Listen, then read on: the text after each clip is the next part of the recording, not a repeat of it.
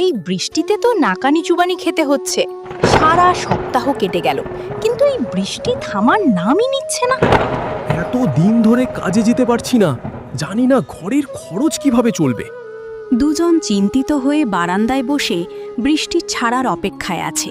পুরো দিন জোর সোর বৃষ্টি হতে দেখে দুজনে নিরাশ হয়ে বিকাল হতেই না হতে বাড়ির ভিতরে চলে গেল। রজনী, আমাকে মনে হচ্ছে না যে বৃষ্টি এখন আর থামবে। বৃষ্টি কমার আশা ছেড়ে দাও। সবজিতেও পোকা লাগছে, আর ছাদে ফুটো হয়ে জলও পড়ছে, আর বৃষ্টির কারণে দেওয়ালও ভিজে থাকছে।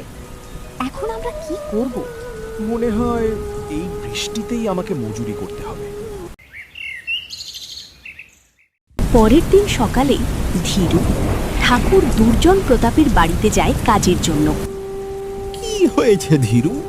এত বৃষ্টিতে সকাল সকাল আমার বাড়ি কেন এসেছো? ঠাকুরমশাই, আমি শুনেছি আপনার মজুরদের প্রয়োজন। আমাকে কাজে রেখে নিন, আমি অনেক পরিশ্রম করব। তোকে তো সারা গ্রামই পছন্দ করে না, লোকে নানা কথা বলে। আমি কেন তোকে কাজে রাখবো? এমনটা বলবেন না, আমি নিজেই জানি না মানুষ আমার ওপর এত ঘৃণা কেন করে। ঠিক আছে, আমি তোকে কাজে রাখবো, কিন্তু বৃষ্টির বাহানা দিয়ে ছুটি নেওয়া যাবে না। যেমনটা আপনি বলবেন। তাহলে আজ থেকেই কাজে লেগে পড়ো, আমি গোডাউনের লোকেদের বলে দিব। ধীরু কাজে যোগ দেওয়ার জন্য গোডাউনের দিকে রওনা দিল। রাস্তায় ঘন বৃষ্টি, ঝোড়ো হাওয়া এইসব এত জোরে হচ্ছিল যে দূর দূর পর্যন্ত কোনো লোকের দেখা যাচ্ছিল না। ধীরু গোডাউনে ঢুকতেই লোকেরা তাকে দেখে উল্টো পাল্টা বলতে থাকে, যেটা ধীরু শুনে নিল। ভাই, এরকম কেন বলছো তোমরা আমার নামে? আমি তোমাদের কি ক্ষতি করেছি? সত্য তো বলছে সে, তুই একটা অশুভ লোক, সেই জন্য তোর কোনো আত্মীয় স্বজন নেই। এই কথা শুনে ধীরুর মুখ ফ্যাকাশে হয়ে গেল, তার মুখটা শুকিয়ে গেল। সে চুপচাপ দাঁড়িয়ে রইল। লোকটার কথা শুনতে শুনতে নীরবে নিজের কাজ করতে লাগলো।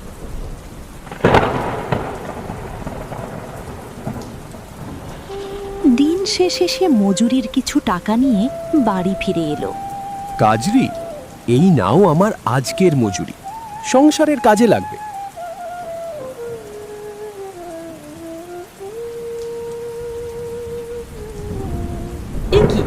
এই টাকা তো সব ভিজে গেছে। বৃষ্টিতে ভিজে এসেছি তো, তাই কাপড় ভিজে গেছে, টাকাও ভিজে গেছে। অন্য ঘরে শুকোতে দিয়ে দাও, কাল সকালে শুকিয়ে যাবে। কাজরি টাকা নিয়ে অন্য ঘরে যায়। কাজরি, আমি জানি লোকে আমার মতো তোমাকেও নানা কথা শোনায়। আমি অনাথ, আমার আপন বলতে কেউ নাই। এমনটা কিছুই না, আমি মানুষের কথায় কান দিই না। সত্যি কি তোমার কেউ নেই? জানি না, যবে থেকে আমার জ্ঞান হয়েছে একেলাই থেকে এসেছি।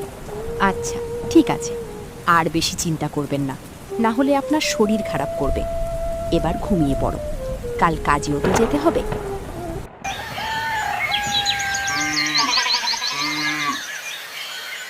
পরের দিন সকালে বৃষ্টি আরো বেড়ে যায়। হে ভগবান, কি হলো? সব টাকা তো ভিজে নষ্ট হয়ে গেল। হঠাৎ পাশের ঘর থেকে কাজরির চিৎকারের শব্দ ভেসে এলো, যা ধীরু শুনে ভয়ে ছুটে এলো। কি হলো ভাগ্যবান, এত জোরে চিৎকার করলে কেন? সব ঠিক আছে তো? এই দেখো, ছাদে জল পড়ার কারণে সব টাকা ভিজে নষ্ট হয়ে গেছে, আর এর মধ্যে আর কোনো টাকা ভালো নেই। আমি কত পরিশ্রম করে এই টাকা রোজগার করেছিলাম, সব পরিশ্রম জলে গেল। ধীরু ও কাজরি তাদের ভাগ্যকে দোষারোপ করতে থাকে এবং কাঁদতে থাকে। কিছুক্ষণ পর ধীরু আবার কাজে যায়। ওকে দেখেই লোকেরা আবার তার নিয়ে উল্টোপাল্টা বলতে লাগে। আজ আসতে এত দেরি হলো কেন? নিজেকে এখানকার সেট বুঝে নিয়েছিস নাকি, যখন খুশি তখন চলে আসিস? আমি ইচ্ছাকৃত দেরি করিনি, আমার বাড়িতে কিছু সমস্যা হয়েছিল। এত সাহস! তুমি আমাদের সাথে পাল্টা কথা বলছো? ভুলে যেও না, আমরা চাইলে এখনই ঠাকুর সাহেবকে বলে তোমাকে এখান থেকে বের করে দিতে পারি। আপনারা এমন কঠোর হবেন না, আমার কোনো ভুল হয়ে থাকলে আমাকে মাফ করে দিন। আপনারা আমার উপর এত ঘৃণা কেন করেন? ধীরু তার ঘৃণার কারণ জানতে চায়, কিন্তু কেউ উত্তর দেয় না, বরং তারা ধীরুর কথা এড়িয়ে কাজ করতে লাগলো।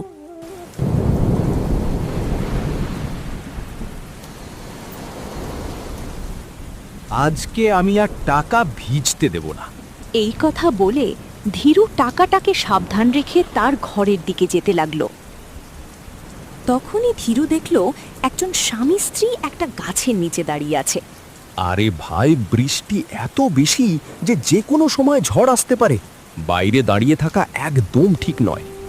জানি ভাই, কিন্তু আমার আর কিছু করার নেই। আমার তো এখানে থাকার জায়গা নেই। থাকার জায়গা নেই মানে? তোমরা আসলে কি বলতে চাইছো? আমরা গ্রামে ঘুরতে এসেছিলাম, জানতাম না এখানে এত বৃষ্টি হবে। এখানে এসে আমরা ফেঁসে গেছি। তবে কি বৃষ্টি না থামা পর্যন্ত তোমরা এই গাছের নিচেই দাঁড়িয়ে থাকবে? এখন তো দাঁড়ানোর মতো জায়গা বা ফিরে যাওয়ার রাস্তা কোনোটাই নেই।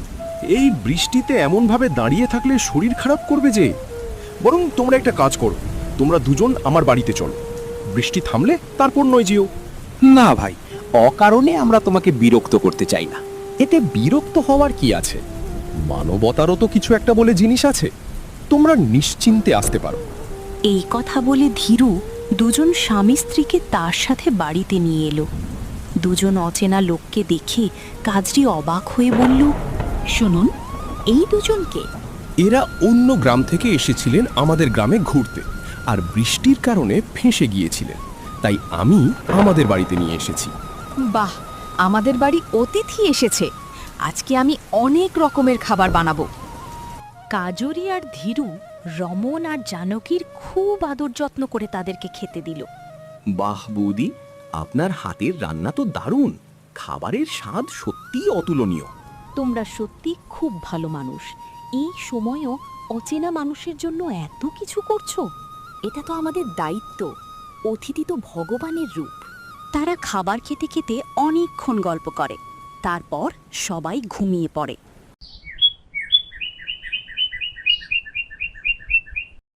সকালে যখন ধীরুর ঘুম ভাঙে, তখন সূর্য মাথায় উঠে গিয়েছিল। কাল রাতে না ঘুমানোর কারণে আজ আমার অনেক দেরি হয়ে গেছে।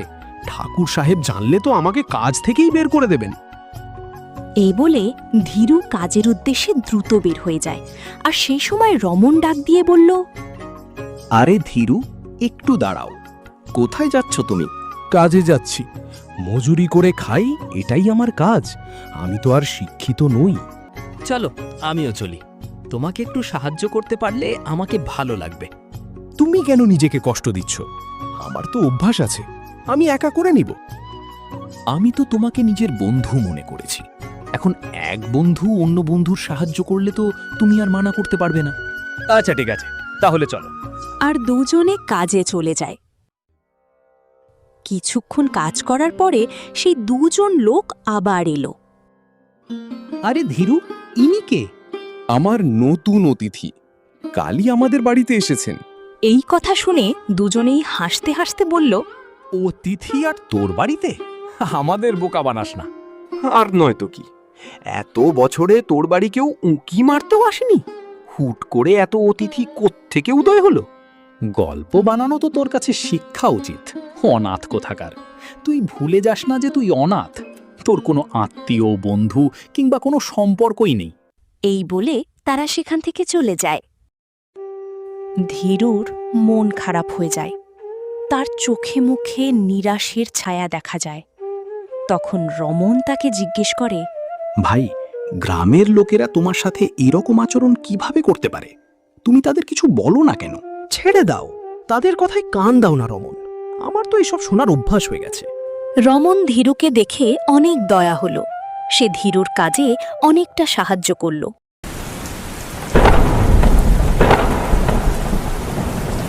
সন্ধ্যাবেলা তারা চারজন বাড়ির দোরগড়ায় বসে চা খেতে খেতে বৃষ্টির আনন্দ নিচ্ছিল। বৃষ্টির কারণে আগে খুব রাগ হতো, কিন্তু আজ সবার সাথে বসে চা খেতে খেতে বৃষ্টি দেখার শান্তি অন্যরকম লাগছে।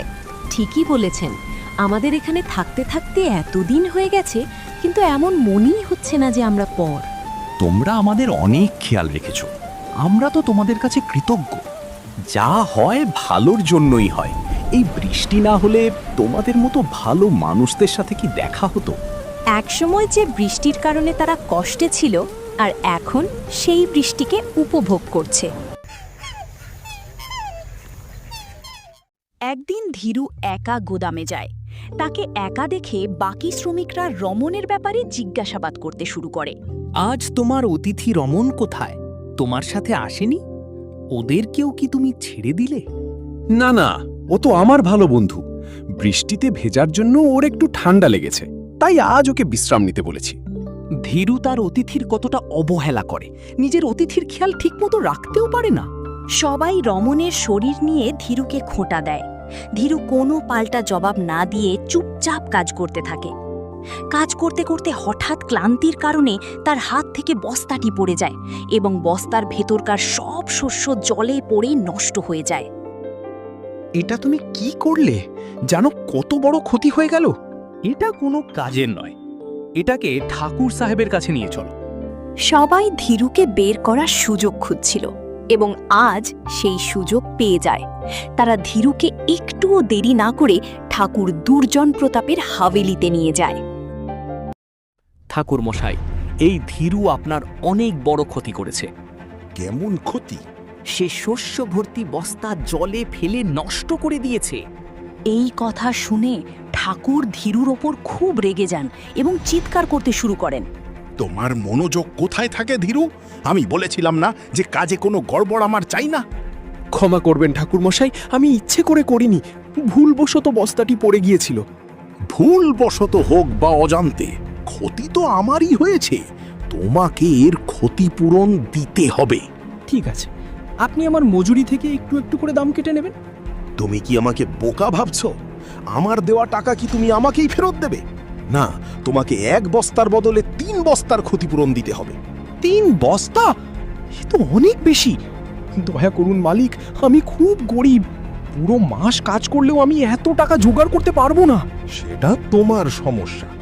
যে পর্যন্ত আমি আমার ক্ষতিপূরণ না পাই, তুমি আর কাজে আসবে না। এখন টাকা নিয়ে তবেই আসবে। ঠাকুরমশাই নিষ্ঠুরভাবে ধীরুকে তার হাবেলি থেকে বের করে দেন আর ধীরু কাঁদতে কাঁদতে বাড়ি ফিরে। আমি খুব অভাগা, কাউকে খুশি রাখতে পারি না। ধীরুর স্ত্রী কাজরি তার কথা শুনে ধীরুকে জিজ্ঞেস করে, কি হয়েছে আপনার? আপনি কাঁদছেন কেন? কেউ কি আবার কিছু বলেছে? গরিবের আটা ভিজে যায়, এই প্রবাদটি তো শুনেই থাকবে। আমাদের সাথেও তেমনই কিছু একটা হয়েছে। এরকম হেয়ালিতে কথা বলবেন না। কি হয়েছে আমাকে বলুন। ধীরু কাজরিকে সবটা খুলে বলল। এবার তুমিই বলো, আমার কাছে না কাজ রইল না টাকা। এবার আমি 3 গুণ ক্ষতিপূরণ কি করে দেব? এটা তো পুরোপুরি অবিচার ঠাকুর সাহেবের। যখন ক্ষতি 1 বস্তার হয়েছে, তখন টাকাও তো 1 বস্তারই নেওয়া উচিত, তাই না? বড় লোকদের কাছে যতটা থাকে তাদের ততটাই লোভ হয়। ধীরু আর কাজরির উপর বিপদের ছায়া নেমে এসেছিল। সেই দুজন চিন্তা করতে করতে কিছু না খাওয়া দাওয়া করে ঘুমিয়ে পড়ল। শুনুন জি, আমি আজ লুকিয়ে কাজরি আর ধীরু ভাইয়ের কথা শুনেছি। ওনাদের ব্যাপারে আমার কিছু বলার আছে। এভাবে লুকিয়ে কারো ব্যক্তিগত কথা শোনা ভালো অভ্যাস নয়, জানো কি? আমি জানি, কিন্তু কথাটা এমন ছিল যে আমি না শুনে থাকতে পারলাম না। বলো, কি বলতে চাও? এরপর জানকী সব ঘটনা রমনকে খুলে বলে এবং রমন তাদের পরিস্থিতি কথা জেনে খুব চিন্তায় পড়ে গেল। আমি অসুস্থতার কারণে সেদিন ধীরুর সাথে যেতে পারিনি, তাই এত বড় ব্যাপার হয়ে গেল। আমি যদি সেদিন তার সাথে যেতাম তাহলে আজকে এই রকমটা হতো না। আমি কি বলছি শুনুন। কেননা আমরা ওদের সাহায্য করি? ওদের এই মুশকিল দূর করা তো আমাদের জন্য বাঁ হাতের খেলা। কথা তো তুমি ঠিকই বলছো, কিন্তু এতে ওরা আমাদের আসল পরিচয় জেনে যাবে। তারপর কোথাও ওরা নিজেদের আমাদের থেকে আলাদা মনে করে দূরত্ব তৈরি না করে। যদি এমন হওয়া থাকে তো হতে দিন। অন্তত ওদের মাথার ওপরের বিপদটা তো দূর হয়ে যাবে। ওনারা আমাদের অনেক সাহায্য করেছেন, এখন আমাদের পালা। আর জানকীর কথায় রমন রাজি হয়ে গেল। অবশেষে অনেক দিন পর বৃষ্টি থেমেছে। আকাশে আবারও উজ্জ্বল সূর্যের আলো ফুটেছে, কিন্তু ধীরু আর কাজরির মুখে নেই কোনো হাসি। তারা দুজন চুপচাপ শুকনো মুখে বসে আছে। এখন এসব ভেবে কি হবে? সূর্য উঠলেও আমাদের ভাগ্য যেন এখনো ঘুমিয়েই আছে। বৃষ্টি থেমে গেছে ঠিকই, কিন্তু এই বিপদের কালো ছায়া আমাদের মাথা থেকে কবে দূর হবে? দুজনে মুখ শুকিয়ে বসেছিল। তখনই রমন জানকী অনেকগুলো টাকা নিয়ে তাদের সামনে গিয়ে দাঁড়ালো। এই নাও ধীরু, এখন থেকে তোমাদের আর কোনো দুঃখ পাওয়ার দরকার নেই। এতগুলো টাকা? আসলে তোমরা কারা? তোমাদের কাছে এত টাকা কোত্থেকে এলো? আমি শহরের নামকরা ব্যবসায়ী। আমার ধন সম্পদ কারবার জমি কোনো কিছুরই কমতি নেই। আপনারা এতদিন আপনাদের পরিচয় কেন লুকিয়ে রেখেছিলেন? আমাদের মতো দারিদ্র্যের জীবন কেন যাপন করছিলেন? জানেন কেন? আমাদের কাছে টাকার অভাব নেই, কিন্তু সম্পর্কের দিক থেকে আমরা ভীষণ গরিব। আমাদের আপন বলতে কেউ নেই, কোনো আত্মীয় স্বজনও নেই। আমাদের এই ভয় ছিল যে সত্য জানার পর তোমরা দুজনে আমাদের আপন যদি না করো তাই। এরপর রমন আর জানকী সব কিছু খুলে বলল। সব কথা শুনে ধীরু আর কাজরি পুরো বিষয়টা বুঝতে পারল। তারপর ধীরু ঠাকুরের মুখের ওপর টাকাগুলো ছুঁড়ে মারল আর সেখান থেকে চলে এলো।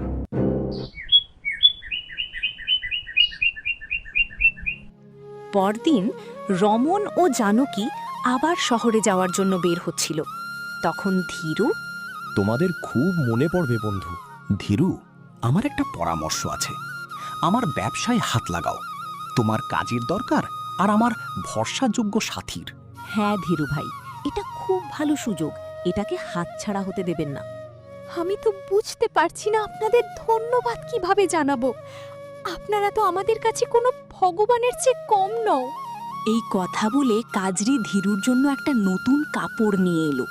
আর ধীরু তার কাপড় পাল্টানোর সময় রমন লক্ষ্য করল ধীরুর ঘাড়ে একটা চিহ্ন আছে। ধীরু, এই তোমার গলার পাশে এই চিহ্ন কিসের? এই চিহ্নটা তো জন্ম থেকেই আমার গলায় আছে। তুই আমার হারিয়ে যাওয়া ভাই?